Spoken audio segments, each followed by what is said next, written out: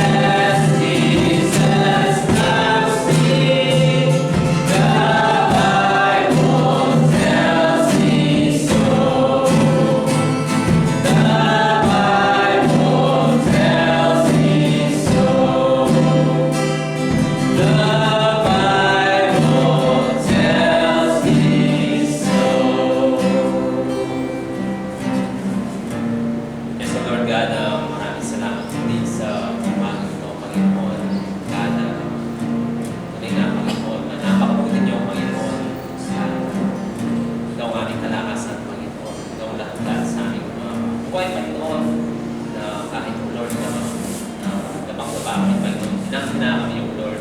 Ikaw nagsisilbi namin kalakasan, Panginoon. Ikaw tatayo sa amin, Panginoon. Ikaw nagpapalakas sa amin, Panginoon.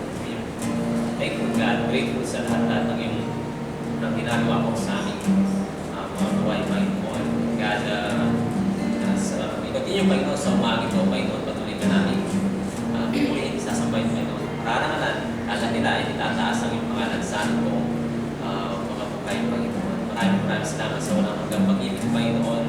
At sa pagkakataon ito ay kaya aming purihin, sambahin, Panginoon, pag-aralan po ang iyong mga salita. Napakabuti niyo aming Panginoon. At sa inyo po namin nabalik ang lahat ng papihan, pagsamba at pasalamat sa matamis na pangalan ng aming Panginoon Jesus. Amen. Take some time po and show some love and good morning and happy Father's Day po sa lahat ng mga tatay.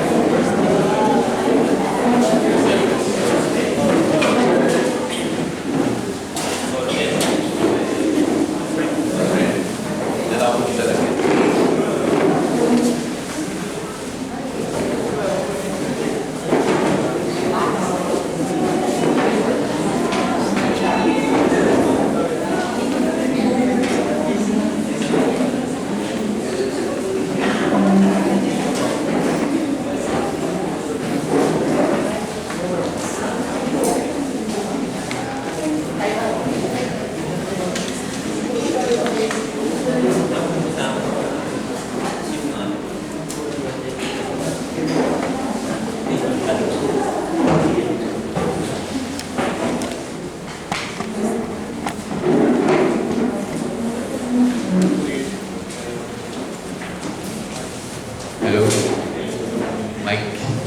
Mic check.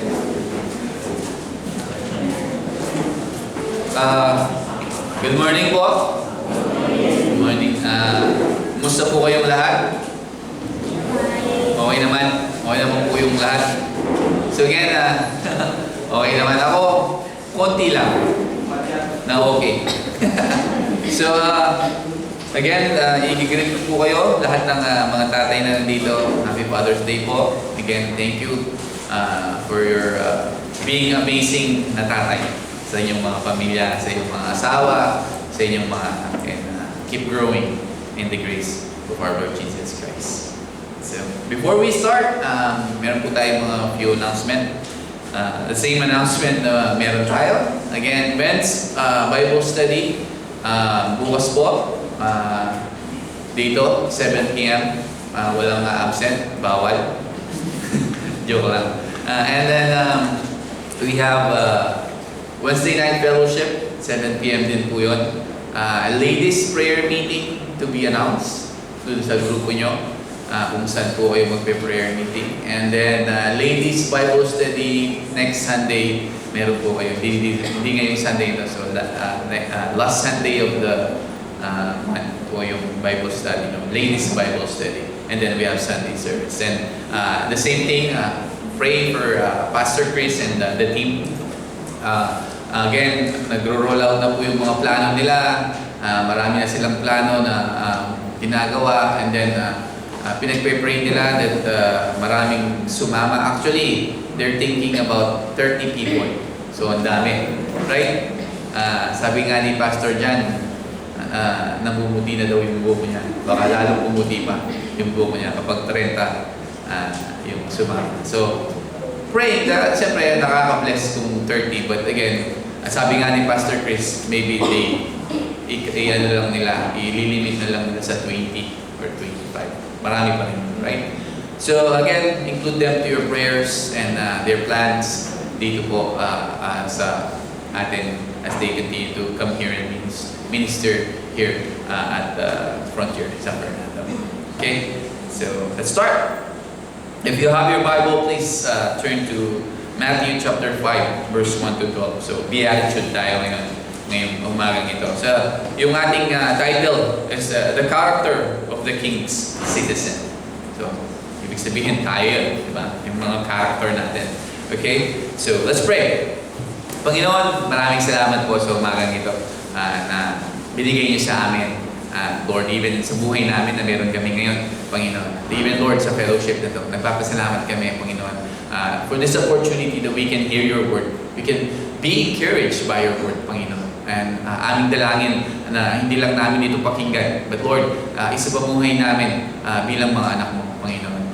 Lord, sabi mo nga, Panginoon, Lord, dapat ito yung maging character namin. Itong mga sasabihin mo, mga Lord, nakasulat sa iyong salita, Panginoon. So again, Lord, salamat po for reminding us and encouraging us ngayong umagang ito. May you continue to be with us. May you continue to be the center of each and everyone, Panginoon, na buhay na nandito ngayon. Lord, aming dalangin din sa bawat mga ama, Panginoon, na nandito. Nagpapasalamat kami for their life, Panginoon. For, Panginoon, yung pagmamahal nila sa pamilya nila, Panginoon, yung hardworking na mga tatay, Panginoon, to provide the needs para sa kanilang pamilya, asawa at mga anak, Panginoon.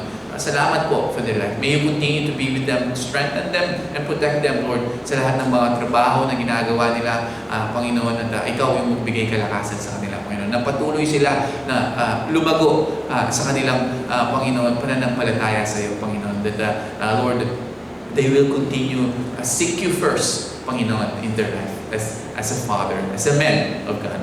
So thank you so much for their life. Bless them and guide them.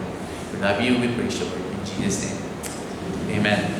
So the character of the king, citizen. So one of the greatest na tanong that can be asked is, what does a genuine o totoong follower of Jesus Christ look like?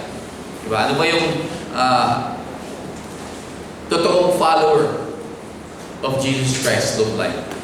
Maraming tao iniisip nila, di ba, na Christianity ay parang, it's about external things, right? Maraming tao na ganito yung iniisip nila, na primarily na it's about yung mga panlabas na mga bagay, right? Maraming ganyan. Example, attending church. Di ba? They think Christianity is about attending church. Or it's about reading their Bible. Or giving offerings. Or avoiding certain sins o mga kasalanan. Di ba? Ganon yung isip ng iba. Kapag sinabing, Christianity, dapat nag-church ka lamang. Or kapag sinabing, dapat kapag Kristiyano ka, dapat you read your Bible. Right? Or kapag sinabing, Kristiyano ka, dapat you give your offerings to the Lord. Or Kristiyano ka, dapat i-avoid mo yung mga ibang kasalanan. But dito, when Jesus began, o inumpisahan niya yung sermon niya dito sa Mount, hindi siya nagsimula with outward behavior. Right? Nagsimula siya with the heart, sa puso. Because before God changes our actions, binabago niya muna yung puso natin. Right? Before He changes our actions, He changes our heart first. The Beatitudes, hindi ito mga requirements for earning salvation. Tandaan natin yun. Tandaan natin ito, na hindi po ito mga requirements to gain salvation o to earn yung kaligtasan natin. Ito ay mga description of those who have already been transformed by God's grace. Okay? Description po of those na tumanggap o tinransform na ng kabutihan ng Diyos o the grace of God. Itong mga to, they are not natural qualities. Dahil human nature does not naturally produce humility, mercy, purity, or willingness to suffer for righteousness. Hindi normal sa isang tao yun. Right? Itong mga qualities, hindi natural. Itong mga qualities na to para sa isang tao. This characteristic are the supernatural work of God sa buhay natin, to the lives of people na tumanggap sa ating Panginoon. So, Matthew chapter 4, nagsasabi sa atin that Jesus, nag-umpisa na siyang nangaral ng salita ng Panginoon. Right? Matthew 4:17, sabi niya, repent for the kingdom of heaven is at hand. Sabi niya, doon sa Matthew 4:17. Right? So, nung pinangaral niya, nag-umpisa siyang mangaral, maraming mga tao, great multitude, followed Him dahil doon sa mga miracles and authority ng ating Panginoon. Right? So, in Matthew chapter 5, verse 1 and 2, basahin natin ngayon. Let's start here. Sabi niya, pagkakita niya sa napakaraming tao, humahon siya sa bundok. Pagkaupo niya, nilapitan siya ng kanyang mga alagad. Nagsalita siya upang turuan ng kanyang mga alagad. And then in New King James, it said, and seeing the multitude, he went up on a mountain. And when he was seated, his disciples came to him. Then he opened his mouth and taught them. Sabi dito. So, bakit doon sa mountain nagturo ang ating Panginoon?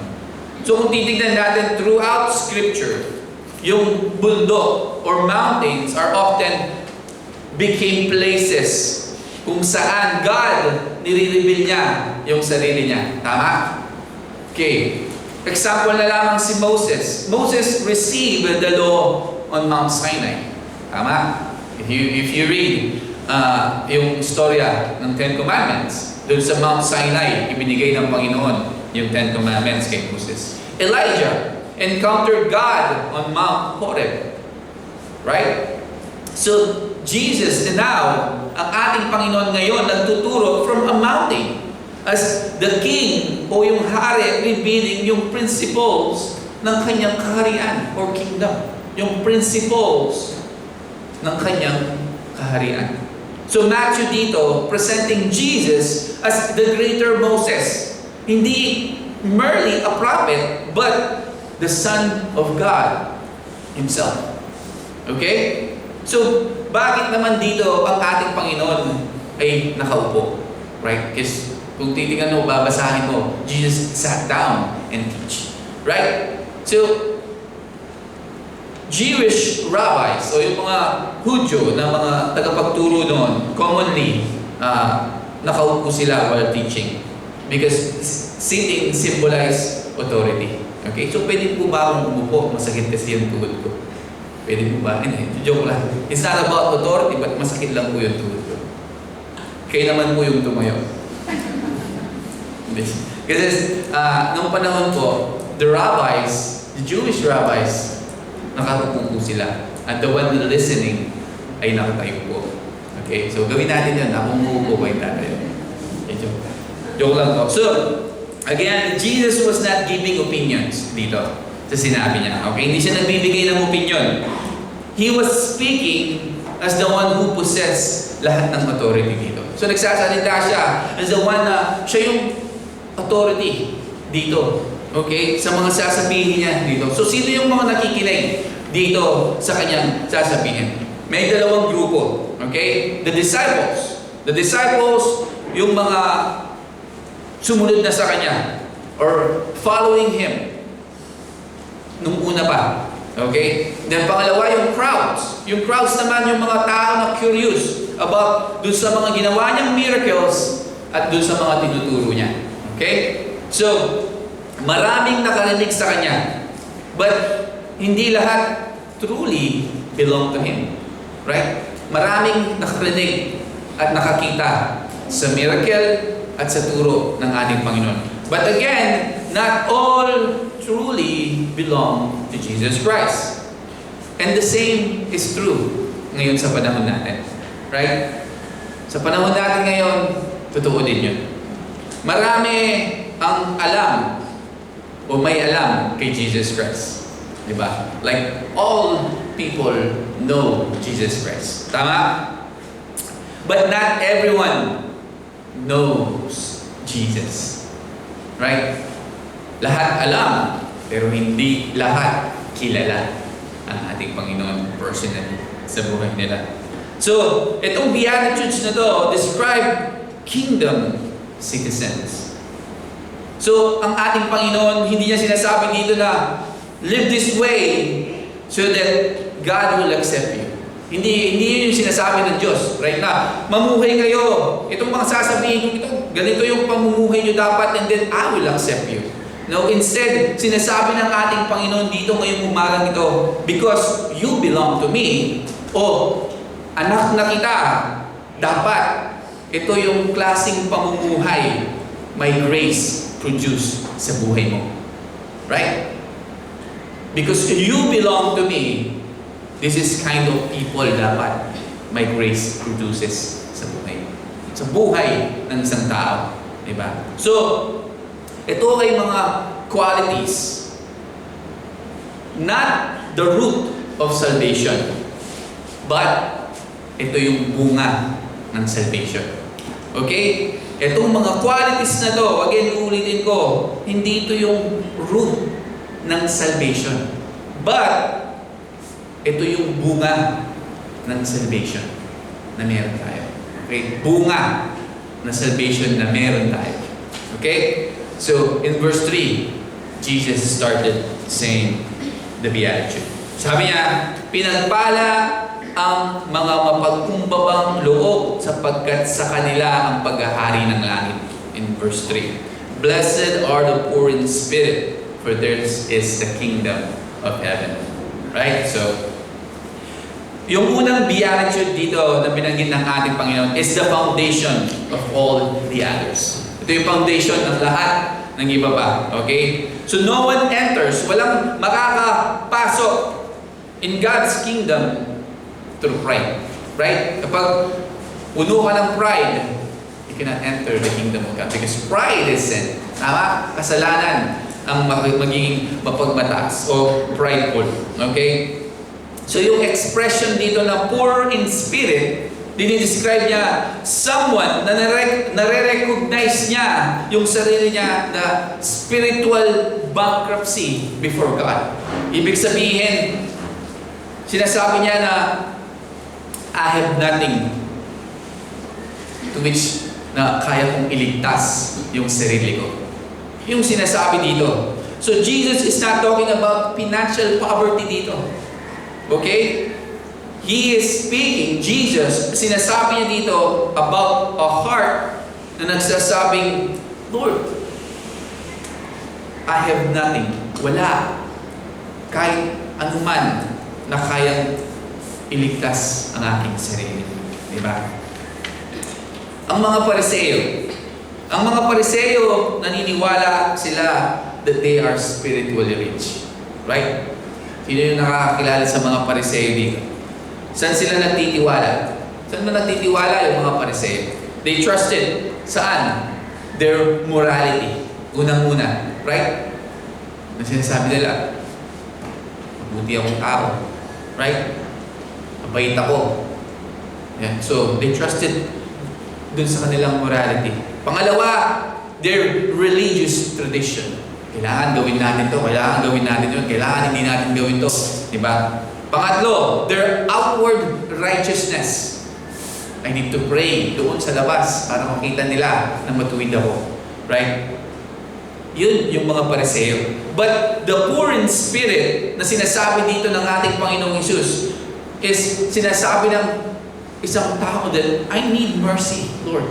Kailangan ko ng habag mo. Lord, kailangan ko ng pagpapatawad mo. Kailangan kita, Lord. That's what poor in spirit is saying. That's what Jesus is saying here. That, Lord, kailangan ko yung habag mo. Lord, hindi ako matuwid. Makasalanan ako, Lord. I need forgiveness in my life. Diba? Lord, kailangan kita. Without you, I am nothing. That's the poor in spirit. It's not like the Pharisee. Malinis ako, marumi kayo. Right? Ito yung mga tradition ko, kailangan kong gawin lahat to. Kailangan kong magdasal doon para makita ng ibang tao na matuwid yung buhay ko. No? Diba? Poor in spirit is accepting that you have nothing without the Lord. Diba? Na hindi mo kayang iligtas yung sarili mo. That you need forgiveness. That you need Jesus Christ sa buhay mo. Isaiah 66 verse 2, sabi niya, babanggitin ko lang yung but you can read there. On this one, I will look. On him who is poor and of a contrite spirit. Sabi dito. And Psalm 51:17, sabi niya, the sacrifice of God are a broken spirit. And then kung titignan natin yung Luke 18, yung tax collector, sabi niya, God be merciful to me, a sinner. Right? So, Jesus said that man went home justified. There's a tax collector. Right?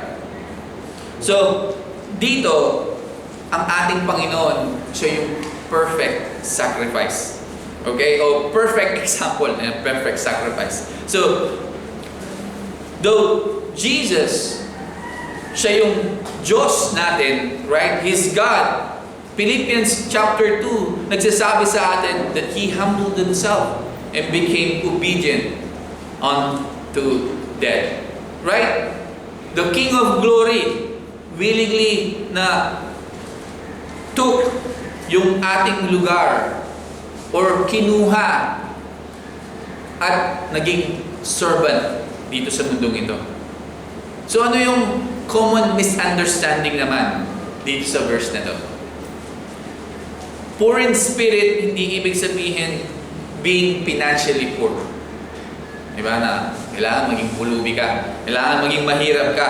Hindi po ganun yung ibig sabihin ng poor in spirit. Or having a low esteem sa iyong sarili. Or kailangan mong kapuutan yung sarili mo. Hindi ganun yung ibig sabihin na yun. Biblical humility o pagpapakumbaba is honesty. Recognizing yung pangangailangan natin para sa Diyos. Okay? Again, biblical humility.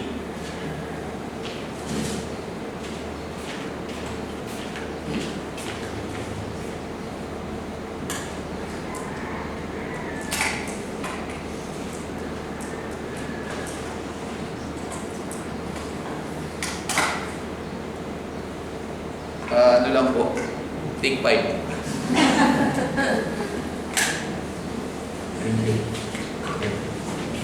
Thank you, Kuya Rilan. Happy Father's Day. Again, biblical humility is honesty, recognize yung pangangailangan natin para sa Diyos. Like I said, that we need Jesus Christ in our life. That we cannot do anything without Him. Right? So, katulad na lang in marriage. Tignan natin in marriage. In marriage, yung pride, dinidestroy niya yung relationship. Right? Kapag yung isang kasamang lalaki, who cannot say o hindi niya kayang sabihin, sorry mahal. Right? At yun ang mga asawang babae, hindi niya kayang sabihin na, o hindi niya kayang magpatawad. Ano mangyayari?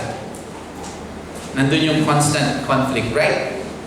May experience nila sa pamilya nila yung laging nag-aaway.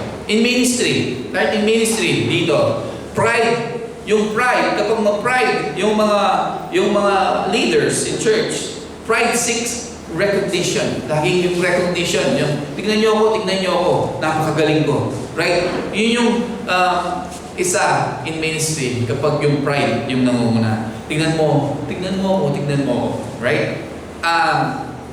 Humility, o pagpapakumbaba, seeks God's glory. Hindi yung glory para sa'yo o para sa atin. Sa trabaho naman, humility o pagpapakumbaba acknowledges that yung every ability na meron tayo and opportunity ay nanggagaling sa Diyos. Okay?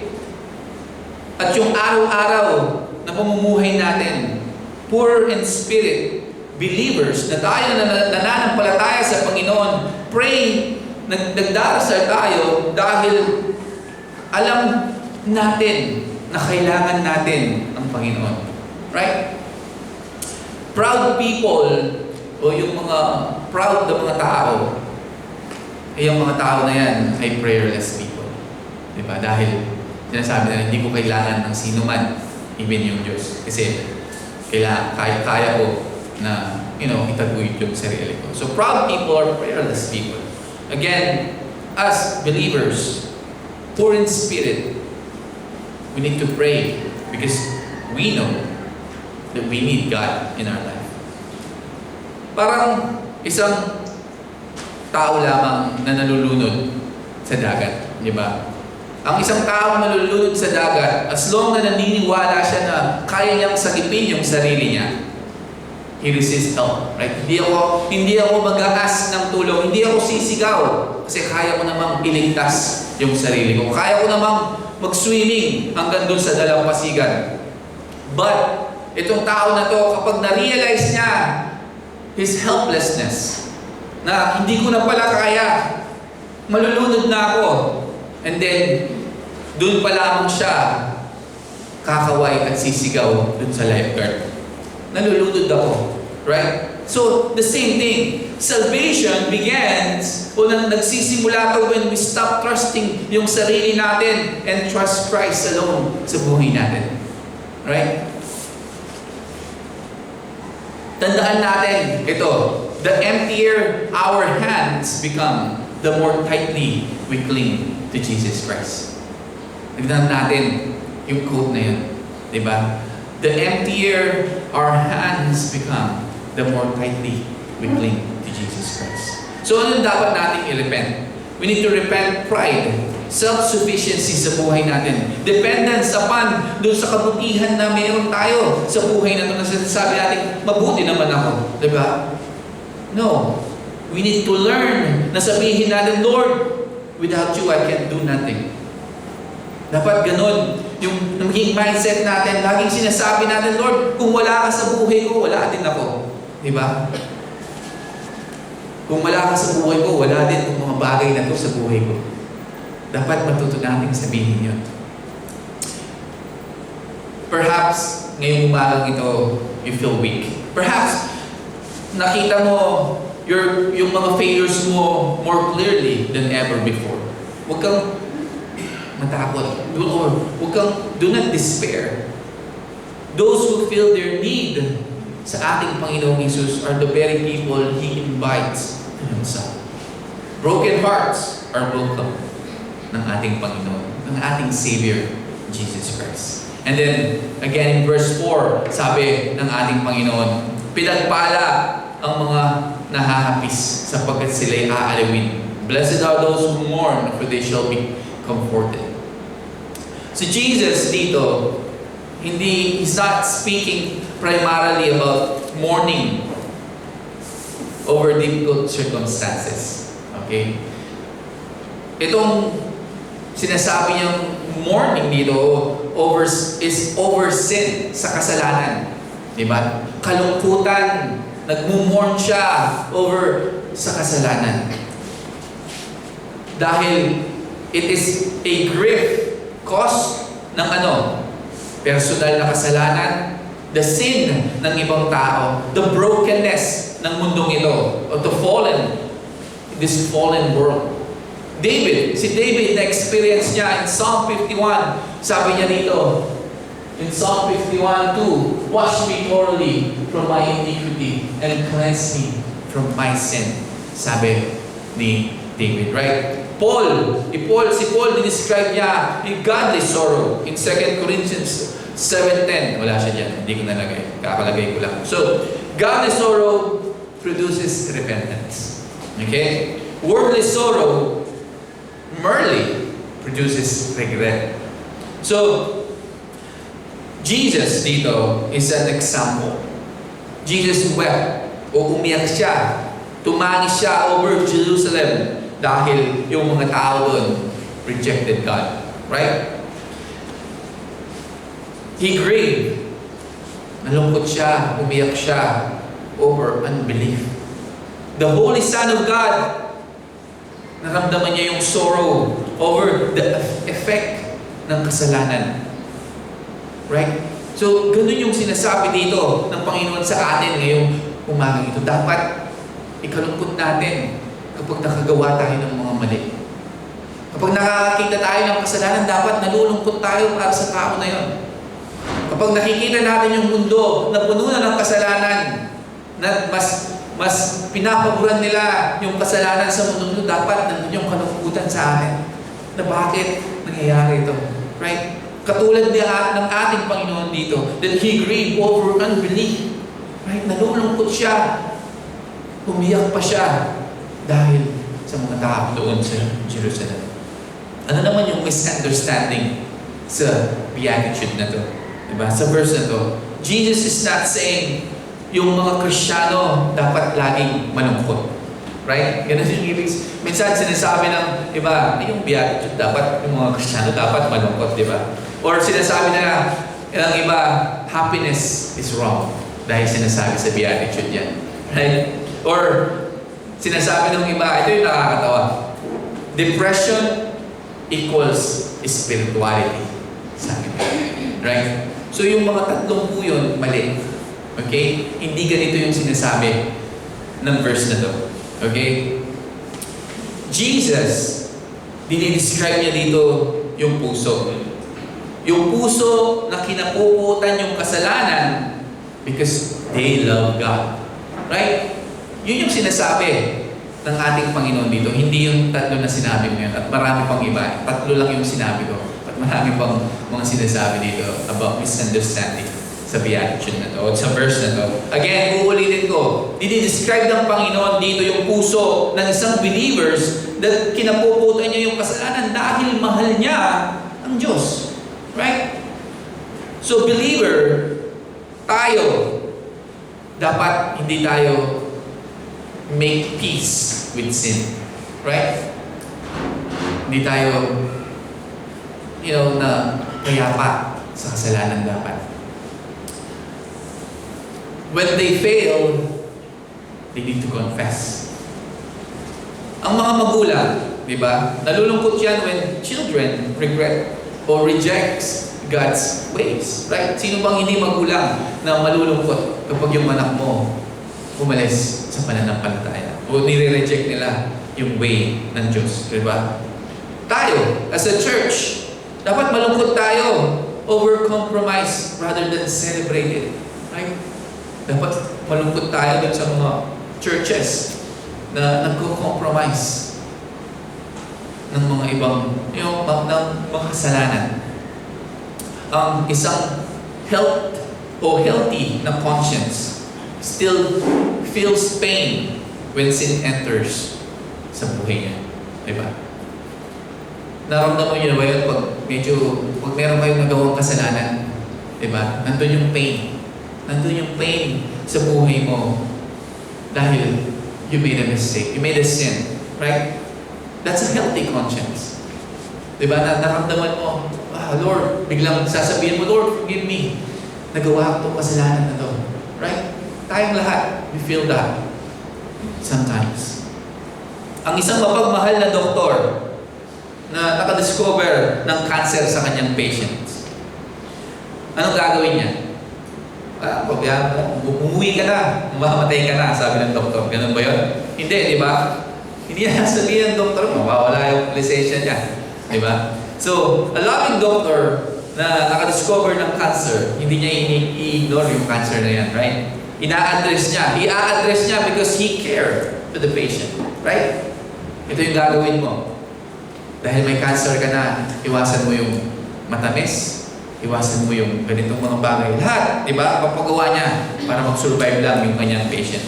Katulad din sa buhay natin. God allows conviction sa buhay natin dahil mahal niya tayo bilang mga anak niya. Okay? So, conviction, minsan painful yan. Masakit. Right? But, tandaan natin, yung sakit na yun, it will lead us to healing soon. So, huwag tayong maging komportable sa kasalanan. Ask God to give us a tender heart again. Repent of spiritual indifference sa ating buhay. The same God who convicts also comforts us. Tandaan natin yun. Peter denied Christ 3 times, right? Yet Jesus restored him. Tama? Yung mga failures natin are not greater than God's grace. Tandaan natin yun. But again, itong verse na to nagsasabi sa atin that we need to be sad, right? Maging malungkot tayo when people nagkakasala sila. Or yung kaibigan natin nasa kasalanan, pero sinasabi natin Kristiyano tayo, pero sinasabi natin, okay lang yan. Di ba? Hindi man tayo nalulungkot dun sa kasalanan na ginagawa niya, ini-encourage pa natin, Ayan, yung pala yung nararamdaman mo, hindi go. Diba? Paano tayo naging Kristiyano? Diba? Hindi natin sinusunod yung sinasabi ng Panginoon dito in the Beatitude. Right? So we need to mourn and sin and not celebrate sin in our life. And then in verse 5, sabi niya, pinagpala ang mga mahamo sapagkat mamanahin nila ang lupa. Blessed are the meek, for they shall inherit the earth. So, again, meekness is not weakness. Okay? Hindi po kahinaan ito. Ito ay kalakasan under control. Diba? Pinaliwanag ko na po dati sa ating mga teaching to. So, tingnan natin, Moses. Si Moses po ay tinawag na meek. O ibig sabihin, mahinahon. Lagi siyang mahinahon. Okay? Yet, he confronted Pharaoh. Tama? Siya yung nag-confront kay Pharaoh. Pero isa siyang mahinahon na tao. David, he is also a meek person. Mahinahon. Yet, he defeated Goliath. Right? Meekness o pagiging mahinahon, people do not insist dun sa kanilang rights. They sinasubmit nila yung sarili na to God. Psalm 37:11, sabi niya, the meek shall inherit the earth. Diba? Sabi dito. So, kailangan maging mahinahon tayo ng mga believers. As a Christian, dapat nandun yung meekness. Again, meekness, hindi po ito kahinaan. Hindi ibig sabihin, lagi kang mahinahon. Mahina ka na. Right? Again, it's a strength under control. Tingnan natin ang ating Panginoon. Jesus had power to destroy lahat ng kanyang mga kalaban. Tama? He's God. He can do it like this. Diba? Pwede niyang patayin lahat. But instead, He willingly endured yung cross. Diba? No? Pinagdaanan niya lahat hanggang sa kamatayan dun sa cross. He described Himself, I am gentle and lowly in heart. Sabi ng ating Panginoon. Right? Ano naman yung misunderstanding sa verse na to? Meekness, hindi po ito cowardice o laging takot. Right? Hindi po ito timidity or pagkamahiyain. At hindi po ito weak personality. Ang totoong meekness is surrendered strength. Okay? It's under control na kalakasan. In marriage, meekness values yung kapayapaan over winning arguments. Diba? Alam niyo yung mga kalalakihan, alam niyo yung ibig sabihin nun? In marriage, meekness values peace over winning arguments. Ibig sabihin, kapag meron kayong argument ng asawa mo, maging mahinahon ka lang. Hayaan mo na siyang manalo kasi magkakagulo lang. Right? Tama, sabi ni Papa Jumong.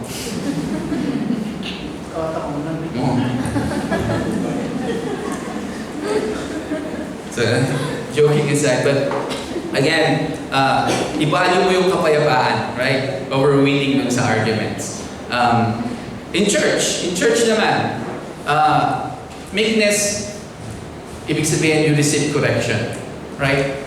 Kapag meron kang pagkakamali, you receive correction dun sa mga nagkukorek sa'yo if you done anything wrong. At sa trabaho naman, meekness refuses revenge. Ibig sabihin, kapag may ginawa sa iyong katrabaho mo na hindi maganda, then don't revenge. So, huwag kang gumanti. Okay? That's being, mahinahon. In ministry, meekness serve instead of demanding recognition. Ibig sabihin, in ministry, you just serve. Huwag mo hintayin, i-recognize ka ng tao na, ang galing-galing mo. Diba? You do it for the Lord. Right? Na, you just maging mahinahon ka lamang, you do it for the Lord instead of demanding recognition. That's being meek in ministry. Katulad na lamang ng isang kabayo. Right? Ang kabayo, kung titignan mo, napakalakas niya. But a powerful horse, under the control ng kanyang rider, illustrate meekness. Right? Yung strength ng kabayo remains. Nananatiling malakas yung kabayo, but it is directed. Right? Kapag sinakyan siya nung rider niya, yung lakas na yun, directed dun sa pagtakbo niya ng mabilis. Because, again, nakokontrol. But again, nandun pa rin yung lakas niya. Hindi nawala. Diba? But it's under control. God, ang ating Panginoon, does not remove our strength, yung kalakasan natin. But He teaches us to surrender it sa Kanya. Okay? Na tinuturuan niya tayo na isurrender sa Kanya yung kalakasan na meron tayo. Diba na kapag meron taong gumawa ng masama sa atin, Lord, ikaw na bahala dun sa tao na yan. You surrender. Right? Imbes na mag-revenge ka, imbes na gawan mo siya ng masama, you surrender yung mga bagay na yun sa Panginoon. And the same goes like that. Everything na nangyayari sa iyo, you surrender everything to the Lord. That being, ganun, yung ibig sabihin ng beatitude na ito. Being meek. Okay? So, ano yung dapat i-repent natin? Repent of yung galit, yung harshness, yung pride sa buhay natin. I-allow natin ang ating Panginoon to rule yung spirit natin sa buhay. So, hindi natin kailangan makipag-away para sa ating sariling honor. Okay? God Himself will defend us, His people, His children. Okay? Yun yung tandaan natin. And in verse 6, sabi niya, pinagpala ang mga nagugutom at mga nauuhaw sa katwiran sapagkat sila ay bubusugin. Blessed are those who hunger and thirst for righteousness, for they shall be filled. So Jesus dito, ginamit niya yung strongest physical desire known sa mga tao. Hunger and thirst. Necessity po yan. Tama? Gutom ka, kailangan mo ng nauuhaw ka, necessity. Right? Kingdom citizens crave righteousness. Dapat. Right? Gusto nila lagi na makilala ang Diyos, na sumunod sa Diyos, and to become like Christ. Psalm 42, sinasabi niya, as the deer pants for the water brooks, so pants my soul for you. Sabi niya. So, ibig sabihin, if we are a believer, if tayo ay mga anak ng Diyos, we long to know God more in our life. We long to obey God more in our life and to become like Him. Diba? Anong sabi ng ating Panginoon? My food is to do the will of Him who sent me. Right? Sabi ng Panginoon yun. So, the Father will satisfy Him. So, ano naman yung misunderstanding dito? Daming misunderstanding sa verse na to. Hindi ibig sabihin dito na yung mga believers are perfect. Right? Kasi sinasabi ng iba, kailangan palang maging perfect. Sinasabi dun sa beatitude. Diba? This does not mean believers are perfect. O perfect tayo. Rather, we desire holiness. Right? Kapag binasa natin to, alam natin that a Christian must desire holiness. We're not perfect. But tayo, as the children of God, desire holiness sa buhay natin. Even struggling Christian possesses this longing. Spiritual hunger grows saan? Prayer, Bible reading, worship, fellowship. Okay? When we are spiritual hungry, gusto nating mag-grow, then pray, read your Bible, worship the Lord, and fellowship to other believers. Tandaan natin, hindi ka lalago mag-isa. You need fellowship. Fellowship in other believers. Kapag yung kamunduhan na bagay become greatest desire, yung spiritual hunger natin nangihina. Ibig sabihin, kapag yung mga bagay sa mundong ito is our greatest desire in our life, spiritual hunger humihina.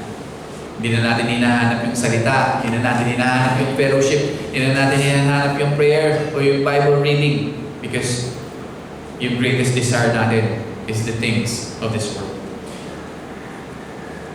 Ang isang tao o a man na wala siya sa disyerto, but dun sa pagkawala na siya sa disyerto, iniisip niya about water, right? Dahil uhaw na siya. Alam niya man, disyerto, napakainit. At iniisip niya, tubig lang, sapat na. Nothing else matter. Hindi man pagkain, but tubig lamang. Katulad din sa isang believers na long for God, above everything else. Right? Na gusto ko lamang ang salita ng Panginoon. Gusto ko lamang ang Diyos. Diba? Desire ko is to be like Him. Desire ko is, to live a holy life. So, we need to repent of spiritual laziness sa buhay natin. Pursue natin yung ating Panginoon intentionally sa buhay natin. Do not feed yung soul natin only once a week. Pwede na yun. Basahin ko yung salita niyo once a week na lang. Or attend ako ng fellowship once a month na lang. Pwede na yun, di ba? So again, do not feed our souls only once a week. Tandaan natin, God never leaves hungry souls empty. He satisfies those who seek Him. Okay? Tandaan natin, those who seek Him, yung mga tao na nagsisik sa Kanya, He satisfied them. Tandaan natin yun. And in verse 7, pinagpala ang mga bagin sapagkat kakabagan sila. Blessed are the merciful, for they shall obtain mercy. So those who have received God's mercy, tayo, i-extend natin yung mercy to others. O yung habag. Forgiven people become forgiving people. O yung pinatawad na tao, dapat marunong din tayong magpatawad. Right? Mercy is compassion in action. Okay, dapat pinakita yung habag ng Diyos sa atin. Magpakita din tayo ng habag sa iba. Learn to forgive. Hindi lang one way. Pinatawad ka ng Diyos, pero hindi mo kayang magpatawad. Again, sinasabi na, as a believer, sinasabi dito ng Panginoon, if I forgive you, then you forgive others also. Okay? Jesus showed mercy to sinners, lepers, broken people. Diba? Believers are called. Tinawag tayo to reflect yung same compassion na yan. Right? Tinawag tayo, hindi tayo tinawag na mamuhay ka lang na naaayon sa akin. But huwag kang magpatawad. Hindi ganun, di ba? Tinawag tayo to reflect the same compassion Jesus has. Again, i-repent natin yung bitterness sa buhay natin. Kung meron tayong tao na hindi pa pinatawad, this is the time that God saying, forgive and give it to me. Right? Bigay mo sa akin. Ang nambala sa Kanya. Remember how much Christ has forgiven you and me. Tandaan natin yun. Kung gaano tayo pinatawad ng Panginoon sa lahat ng mga kasalanan na ginawa natin. Right? And remember, God's mercy towards you and me is greater than your failures. Okay? Tandaan natin yung bagay na yun. If God showed you mercy, showed us mercy, show mercy to others. Ulitin ko, forgiven people become forgiving people. Forgiven people become forgiving people. Okay? And verse 8, sabi niya, pinagpala ang mga may dalisay na puso sapagkat makikita nila ang Diyos. Blessed are the pure in heart, for they shall see God. So purity begins inwardly. Okay? The Pharisees, mga Pariseo ulit, focus on internal appearance. Tignan niyo ako, napakalinis ng suot ko, napakaganda ko, di ba? But Jesus focused on the heart, right here, inside of us, di ba? Hindi siya nagpo-focus dun sa kung ano yung itsura mo, but nakapokus sa Panginoon kung ano yung nasa loob mo. Okay? God desires sincerity, hindi yung hypocrisy. Okay? Kung ano yung sinseridad ng puso natin, yung buhay natin, yun yung mas concern ng Panginoon, hindi yung panlabas na anyo mo o yung hipokrituan ng isang tao. Right? Christ Himself was perfectly pure. Tama? So, i-guard natin yung kaisipan natin. I-guard natin yung motibo natin sa buhay na to. Protektahan natin yung mga mata natin. And remember, though believers are imperfect, Christ continues His work in cleansing His people. Okay? Oo, sasabihin natin na hindi tayo perfecto. But tandaan din natin, Christ continues His work sa buhay natin, cleansing us, di ba? His people. Na nililinis na tayo everyday. So again, desire to live for Him. Desire to live for holiness. Yes, we're imperfect, but desire to live para sa ating Panginoon. Again, huwag tayong maging hipokrito, but maging tayong sincere sa buhay natin. To love God, to serve Him, to love His people. Okay? He's not looking for outward appearance. Hindi porkit maganda ka, ikaw na yung gusto ng Diyos. Hindi porkit mayaman ka, ikaw na yung paborito ng Diyos. No. He's looking at your heart, our hearts, our life, inside of here. He's not looking for the outward appearance. And verse 9, pinagpala ang mga mapagpayapa sapagkat tatawagin sila ng anak ng Diyos. Blessed are the peacemaker, for they shall be called sons of God. Okay? So, peacemaker, do not create division. Okay? Yung mga peacemaker, hindi nag-create yan ng division sa church or sa mga tao. They seek reconciliation. The greatest act ng peacemaking, saan? It's the cross. Okay? Doon sa cross. It's the cross. Jesus, nireconcile niya yung mga makasalanan to God, our Father. Believers, tayo, become instrument ng kapayapaan. So, i-repent natin ano man yung mga, being chismis o yung mga gossip na ginagawa natin. I-repent natin yung divisiveness o pagkawatak-watak dito na meron tayo. Become known, dapat makilala nila tayo as someone who heals rather than hurt people. Okay? Dapat makilala sa buhay mo bilang Kristiyano na, yung tao na yun, di ba, laging pinagkakasundo niya yung mga tao. Hindi siya nananakit ng pakiramdam ng iba. Right? At tandaan natin, those who resemble the Son reveal whose family belong to. So, kung nakikita nila na tayo ay katulad ni Kristo, nare-reveal that we are belong to Him. Right? So, continue to serve Him, continue to be like Jesus Christ. And in verse 10 to 12, sabi dito, pinagpala ang inuusig dahil sa katwiran, sapagkat sa kanila ang paghahari ng langit. Pinagpala kayo kung kayo ay inalimura ng mga tao at pinag-uusig at pinagwiwikaan ng lahat ng uri ng masamang salita na pawang kasinungalingan dahil sa akin. Magalak at magsaya kayo ng totoo sapagkat malaki ang inyong gantimpala sa langit. Ganyan din ang ginawa nilang pag-uusig sa mga propetang nakunya sa inyo. Blessed are those who are persecuted for righteousness' sake, for this is the kingdom of heaven. Blessed are you when they revile and persecute you and say all kinds of evil against you falsely for my sake. Rejoice, be exceedingly glad, for great is your reward in heaven, for they persecuted the prophet who were before you. So, dito, faithfulness often brings opposition. So, yung pagiging faithful natin, sometimes maraming opposition na dumarating. Right? Mga kalaban, mga umukutya sa atin. The prophets suffered. Stephen, na martyr siya. The first martyr, right? Stephen. Paul, endured imprisonment dahil sa kanyang pananampalataya. Yung mga apostle ng ating Panginoon, rejoice that they were counted worthy to suffer para sa ating Panginoon. Tama? So Jesus Himself suffered more than anyone. Dumaan siya lahat ng kasakitan more than the apostles. But tandaan natin, not all suffering is persecution. Okay?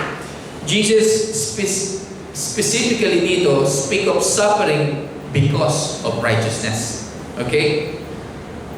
Some believers nakakaharap yan ng mga pangungutya. Okay? Rejection, isolation sa mga kaibigan, sa mga tao, family opposition. Ito yung madalas, pamilya opposition. Diba? Dahil hindi nila tanggap na naging Kristiyano ka. But what Jesus is saying is remain faithful. Temporary suffering cannot compare dun sa eternal glory na meron tayo. Ang isang bituin sa langit, di ba? Nagniningning ba siya kapag umaga? May nakakita na ba na star kapag umaga nagniningning? Wala, di ba? Hindi siya pwedeng magningning sa umaga. So, the brightest stars become visible saan? In the darkest skies, right? Sa madilim, hindi sa maliwanag. The same thing sa atin. faithful Christian often shines o nagniningning to most brightly during suffering sa buhay niya. So, again, do not compromise truth to gain acceptance. Huwag tayong mag-compromise dahil gusto natin tanggapin tayo. Di ba? Minsan, napipilitan tayong mag-compromise dahil hindi tayo tanggap ng kaibigan, ng pamilya, okay? Para lang tanggapin ako, compromise ko na to. Di ba? So again, do not compromise yung katotohanan to gain acceptance. Stand faithfully for Jesus Christ. Manindigan tayo ng tapat sa ating Panginoong Jesus. Perhaps following Jesus has cost you friendship. Diba? Mga kaibigan, perhaps yung mga pamilya nyo rejects your faith. Perhaps ramdam mo, nagmag-isa ka lang. Patandaan natin ito. Tandaan natin that you never suffer alone. We never suffer alone. Christ suffered before you. Christ walked with you now. And Christ, nire-reward niya yung faithfulness forever. So, as we finish ngayong umagang ito, itong beatitude reveal yung puso of the true kingdom citizen. Okay? Nire-reveal niya yung puso natin bilang mga anak ng Diyos. Itong mga qualities na to are impossible apart from God's grace. Tandaan natin. Apart from Him, itong mga sinasabi dito ng beatitude ng ating Panginoon is impossible. They are produced by the Holy Spirit. And ultimately, lahat ng beatitude points us saan? To Jesus Christ. Right? Dahil He alone was perfectly humble, perfectly pure, perfectly merciful, perfectly righteous, perfectly faithful under suffering. Right? Because Jesus Christ, He succeeded kung saan tayo nag-fail, we can receive grace, forgiveness, power para mabuhay para sa Kanya. So, mga kapatid, brothers and sisters, as we look and read the Beatitude, dapat ma-realize natin how far we still have to grow. Diba? Na ang layo ko pala. Dami ko palang kailangan mag-grow sa buhay ko. Diba? Makikita natin yung kahinaan natin, yung mga failures natin sa buhay, yung mga struggles natin. But these words of Jesus, hindi ito meant para i-discourage tayo. Right? They are meant to lead us to Him. Sinabi niya itong mga bagay na ito para i-lead niya tayo papunta sa Kanya. Yes! Diba? As we read itong mga beatitude na to, marirealize natin, ang layo mo pala. Kailan dami mo palang growth na kailangan mangyari sa buhay ko. Nakita ko yung mga kahinaan ko, yung mga failures ko, yung mga struggles ko dito. Diba? Again, huwag tayong ma-discourage. They are meant to lead us to Him. At tandaan natin, Jesus perfectly fulfilled lahat ng beatitude that tayo never fulfilled perfectly ourselves. Right? Hindi natin mape-perfect to. Kung saan tayo nag-fail, Christ succeeded. Kung saan tayo mahina, His grace is sufficient. So, if you are weary, keep looking to Jesus Christ.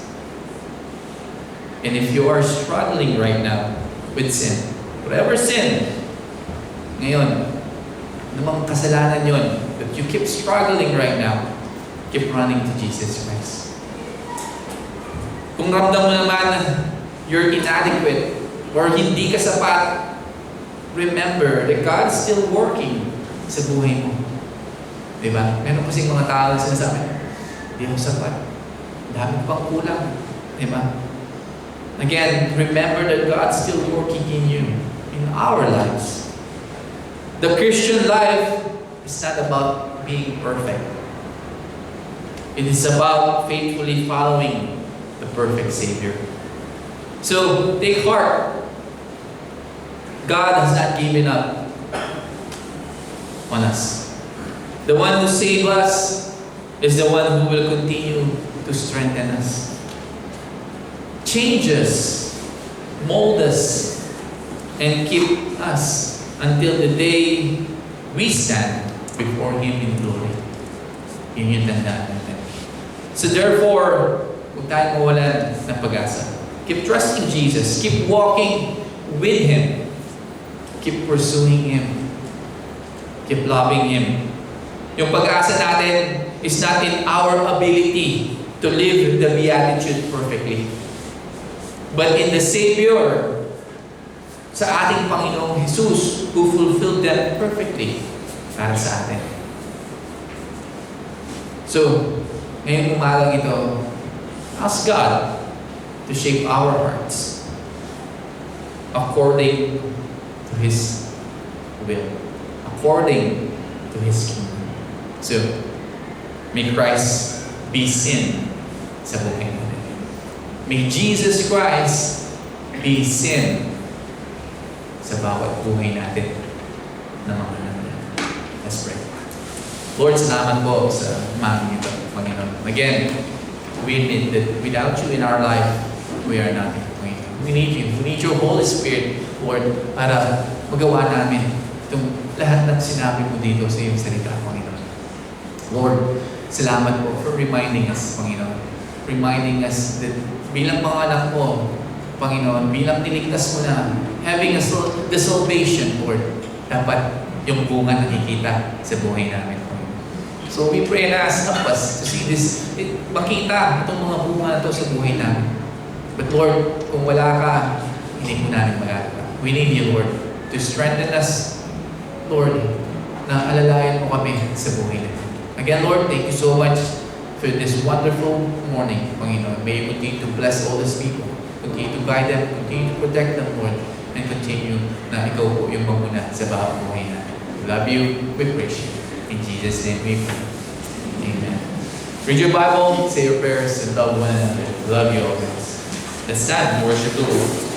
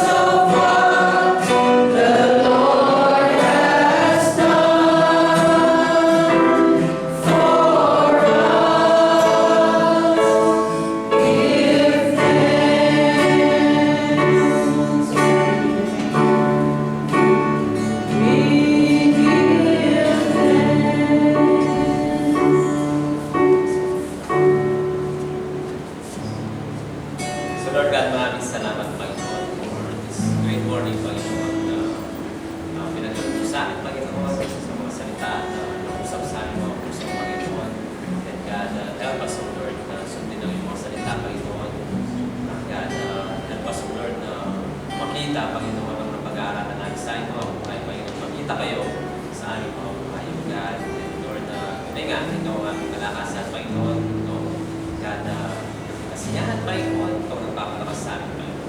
God, patuloy namin dalangin. Kami patnubayan mo, Panginoon, gabayan at ingatan. Sa aming dalangin namin sa tayong pangalan ng aming Panginoon Jesus. Amen. I call to the attention. Ay, hindi. Yung mga tatay ko pala dito sa harap. Lahat po ng mga tatay, please.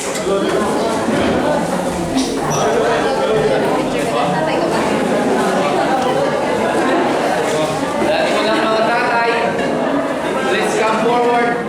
Ipag-pray po natin sila.